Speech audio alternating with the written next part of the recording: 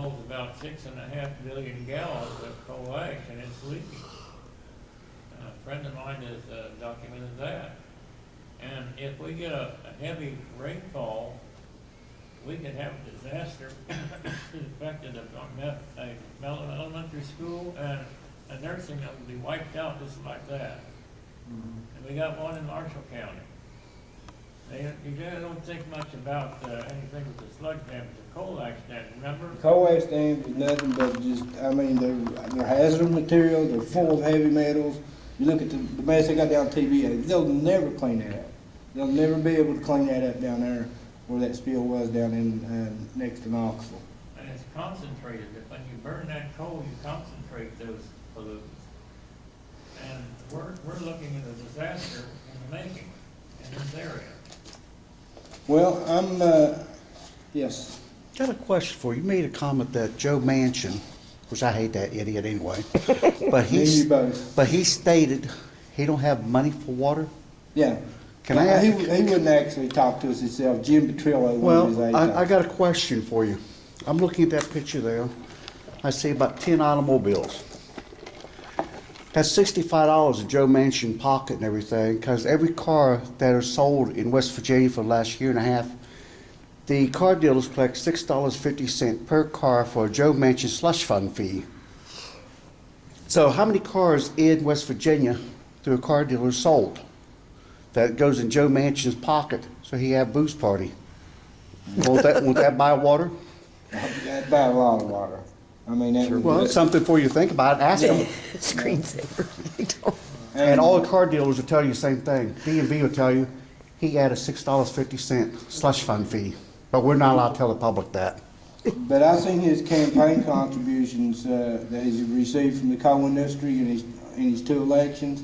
They give him $1.2 million. The coal industry has doing his two campaigns that he had. Rockefeller, when he first came to West Virginia, he said he wanted to bring all the trash in from New York, put it in our hillsides and everything, and bury it. Wanted to make it a trash state.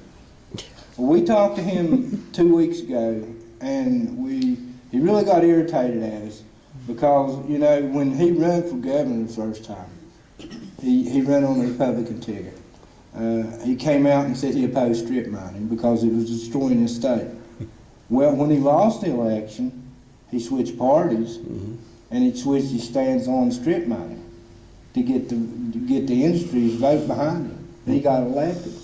And he sat there and he told me that 2 weeks ago, if you live at the bottom of these valley fields, if you live at the toe of these valley fields, you need to move. Yep. That's what he told me. Well, he's from New York. He don't know that connection between the mountaineers and their homes, you know, and what land really means to people. It's sacred land to us. Need to send him back to Yankee land.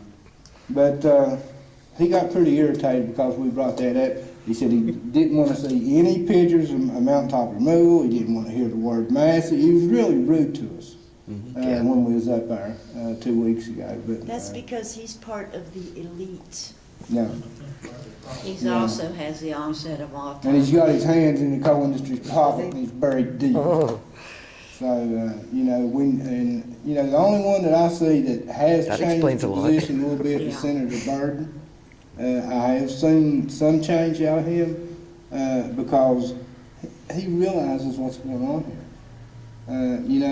He sent his staff down here last summer. Yeah. He wasn't able to come himself, but his staff came. And we took him through the coal fields, and we took him to the flood of Mingo County, right when the flood hit over there. With all this water coming off these mountaintop removal sites. And his staff went back and told him. And he just came out with a statement just probably a month ago, and y'all probably seen it. Yeah. Saying that West Virginia is going to have to accept change. They're going to have to adapt. And it's up to them on what way they want to go. He knows that the EPA is going to come down on these water issues. And all these valley fields are a violation of the Clean Water Act. Before George Bush got in there, this was considered waste, but he changed that. He changed the word waste to fuel, and that allowed the coal industry to dump this stuff over into the valleys. It was because it was considered fuel then, but all it is mine waste when it's laced with heavy chemicals and poison our headwater streams. And, you know, these are the headwater streams that supply water to the whole eastern coast and the Midwest. And it's not gonna stop at the headwater streams. You know, the contamination is not gonna stop there. It's gonna go plumb to the Gulf of Mexico. You know, and it's gonna impact everybody. When I was growing up, I never thought a thing about walking up to a rock where some water was coming out No. and cupping my hand and getting a good Pristine cold water. drink. Yeah. I never thought a Well, thing you about can't do that no more. I mean, Never. not in our territories, you can't do it anymore.